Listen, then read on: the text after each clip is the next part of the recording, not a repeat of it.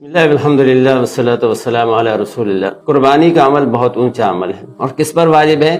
مسلمان ہو، مقیم ہو، اور اسی طرح آزاد ہو اور مالدار ہو تو اس پر قربانی واجب ہے۔ اپنی طرف سے واجب ہے، اپنی اولاد کی طرف سے واجب نہیں ہے۔ اور یہ قربانی عید کے یوم نحر سے لے کر عید کے آخری دن تک، یعنی 10، 11، 12 ذی الحجہ کو یہ قربانی واجب ہے۔ اور اس کی دلیل قرآن پاک کی آیت ہے، فرمایا فَصَلِّ لِرَبِّكَ وَانْحَرْ، کہ تم نماز پڑھو اور اپنے رب کے لیے قربانی کرو۔ تو اس آیت سے امام ابو بکر جساس رحمۃ اللہ علیہ فرماتے ہیں کہ دو چیزیں ثابت ہوتی ہیں۔ ایک چیز ثابت ہوتی ہے کہ عید الاضحیٰ کی نماز واجب ہے، اور ساتھ ہی یہ بھی ثابت ہوتا ہے کہ قربانی کرنا بھی واجب ہے۔ تو دونوں چیزیں اس آیت سے ثابت ہو رہی ہیں۔ تو پہلا مسئلہ یہ ہو گیا کہ قربانی واجب ہے۔ اب قربانی کے وجوب کے سلسلے میں یہ سمجھنے کی ضرورت ہے کہ دو نصاب ہیں، ایک نصاب ہے زکوٰۃ کا اور دوسرا نصاب ہے قربانی کا، صدقہ فطر کا، اور اس آدمی کا جو زکوٰۃ کا مستحق نہیں ہوتا۔ تو زکوٰۃ کے نصاب چار چیزیں ہیں، ایک ہے سونا،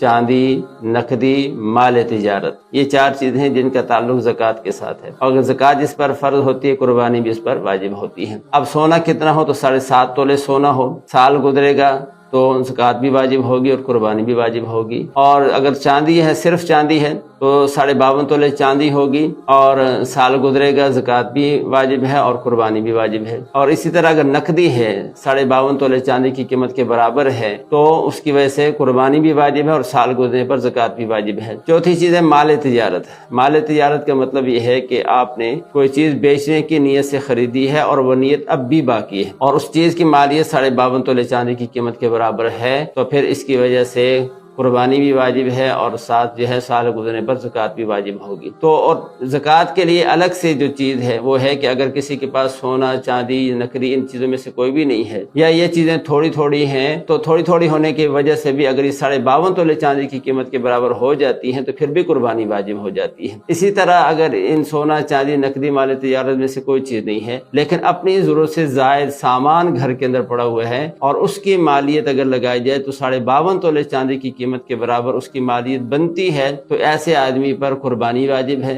صدقہ فطر بھی واجب ہوگا، اور ایسے آدمی کو زکوٰۃ بھی نہیں دی جا سکتی۔ تو یہ عرض کر دیا کہ قربانی کس پر